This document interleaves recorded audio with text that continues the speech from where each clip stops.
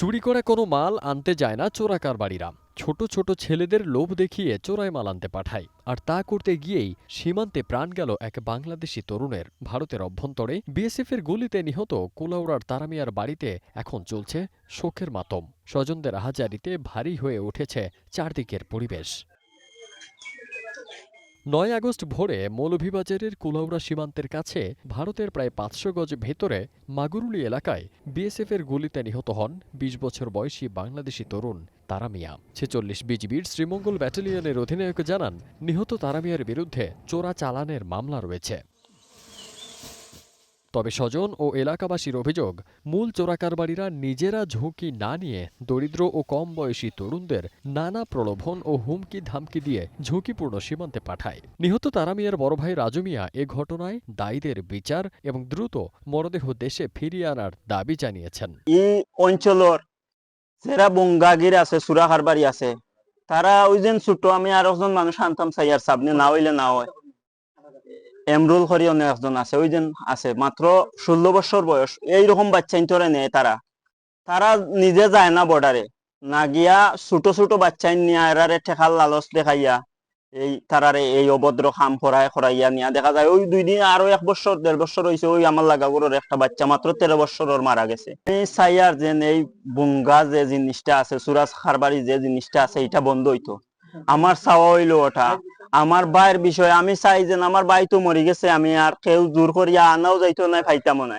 কিন্তু এই বুঙ্গা বন্ধ হইতো, যারা চোরা কারবারি করে এইটাও একবারে টোটাল নির্মূল হইতো। এদিকে আপন ভাইকে ডেকে নিয়ে মৃত্যুর দিকে ঠেলে দেওয়া ব্যক্তিদের গ্রেপ্তার করে সঠিক বিচার চেয়েছেন নিহতের আরেক ভাই রাজাক আলী। আমরা সঠিক বিচার চাই। আমরা যারা মনে করো আমার বাইরে নিয়া তারা অবৈধ নিয়া যারা মারা নিয়েছে। আর দ্বিতীয়ত হইল কি, আমরা লাশটা মনে করলে আমরা যত তাড়াতাড়ি সম্ভব আমরা ফেরত চাই। বিকাল ৫টার ভিতরে পাইলে অত্যন্ত বেশি ভালো হইব। আর দ্বিতীয়ত কথা হইল কি, যত বুঙ্গারি আছে আমরা নাম তালিকা করবো, যারা যারা আমার বাইরে নিচে নিয়া হত্যা করাইছে, মৃত্যুর মুখে নিয়ে করাইছে, আমরা বিভ্রান্তি করাইছে। আমরা মনে করলেও আইন অবস্থায় আমরা সরকারিভাবে আমরা বিচার চাই, সুস্থ বিচার চাই। সন্তানকে হারিয়ে ভেঙে পড়েন নিহতের মা।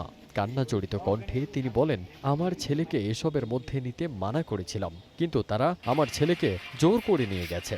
আমার ভাত খাইয়ার উপায় না গেছে এই বিষয়ে বাবা দে কত দে হলো গোথাই এখন অগথার আমি আরে মারিছেন গো মা, মারিছেন ভাইছি নানা গুল্লি মারি দিন, তার আমি আরে ভাইয়ার না হইতেও আমি আলমারি উঠিয়া হয়েছি দেখানো করিয়া আমার বুয়া গু মাধ্যমকু তার বাপরে ফাটাইয়া দিছে, ফাটাইছি ফাটাইয়া কইছি দেখো আমার দাদু খান গেল হইয়া বড় ফুয়ারে ফোন দিয়া কইছি বাবা, তার আমি আরে বলে ফোন মারিছেন গুল্লি মারিছেন বলে। আড়ালে থেকে সীমান্তে দরিদ্র ও অসহায় তরুণদের ব্যবহার করছে মূল হোতারা। তাই শুধু সীমান্তে নিরাপত্তা জোরদার নয়, চোরাচালানে জড়িত মূল কারিগরদের শনাক্ত করে আইনের আওতায় আনার দাবি জানিয়েছেন স্থানীয়রা। চোরা ব্যবসায়ী করে এরা নিচে নিয়া তো তারা ফলাইয়া আইছে, বেসিবে মারছে, এখন বিচে নিচে গিয়ে লাশটা জেলা উদ্ধারিয়া বাংলাদেশও আনা হয়, দফন করা হয়।